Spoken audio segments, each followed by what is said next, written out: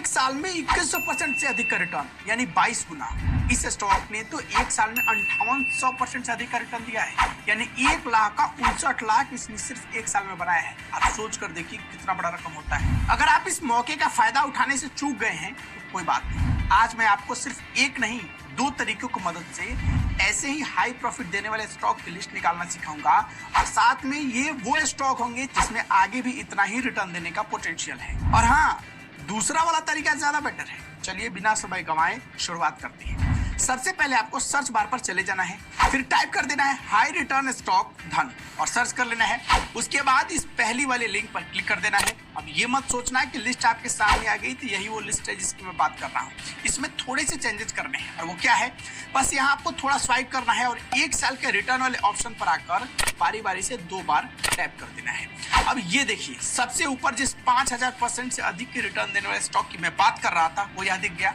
आप नीचे स्क्रॉल कर हाई रिटर्न देने वाले स्टॉक की पूरी लिस्ट देख सकते हैं। ये देख रहे हैं, 7 गुना से लेकर 2 गुना 3 गुना से भी अधिक रिटर्न देने वाले स्टॉक की पूरी लिस्ट यहाँ है। अब आप यहीं से जो स्टॉक समझ में आए क्लिक कर एनालिसिस भी कर सकते हैं। ये देख रहे हैं, सारा डिटेल आ गया। प्राइस हिस्ट्री से लेकर थोड़ा और नीचे जाएंगे तो कंपनी का फंडामेंटल और शेयर होल्डिंग पैटर्न भी दिख जाएगा। अगर टेक्निकल समझ में आता है तो आप टेक्निकल भी चेक कर सकते हैं।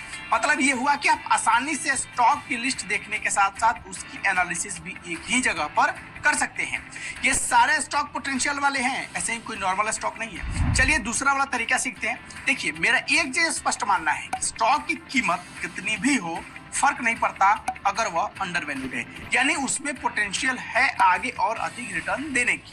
तो ये लिस्ट कैसे निकलेगी? लिस्ट तो मैं आपको बताऊंगा निकालना, वो भी एक फॉर्मूले की मदद से। तो चलिए लिस्ट निकालना सीखते हैं। कैसे यूज करना है ये आपको समझाता हूँ। बस आपको करना क्या है कि screener.in वेबसाइट के क्रिएट न्यू स्क्रीन वाले ऑप्शन पर चले जाना है। अब आपको यहाँ क्या फॉर्मूला टाइप करना है, ध्यान से समझिएगा। हमने पहले क्या तय किया था कि ऐसे स्टॉक चाहिए जो अंडर वैल्यूड, और अंडर वैल्यूड स्टॉक की पहचान करने का एक तरीका है कि जो कंपनी का पी रेशियो हो वो या तो 20 से कम हो या इंडस्ट्री से कम हो। तो यहाँ एक तरीका क्या है हमें चेक करने का, 20 से कम, यानी यहाँ हम प्राइस टू अर्निंग रेशियो को 20 से कम यहाँ मेंशन कर देते हैं। अब हमारा दूसरा कंडीशन क्या है, स्टॉक हमें ऐसा चाहिए जो अंडर वैल्यूड होने के साथ साथ अच्छा रिटर्न भी दे रहा हो, तभी तो कमाई होगी। और कम से कम एक साल में 100% का रिटर्न हो, यानी पैसा डबल करने का काम स्टॉक ने किया हो। इसके लिए भी हमने यहाँ मेंशन कर दिया। अब हमारा जो तीसरा मेन कंडीशन है वो ये है कि स्टॉक अच्छा है, अंडर वैल्यूड है, रिटर्न दे रहा है, ये तो हमने समझ लिया।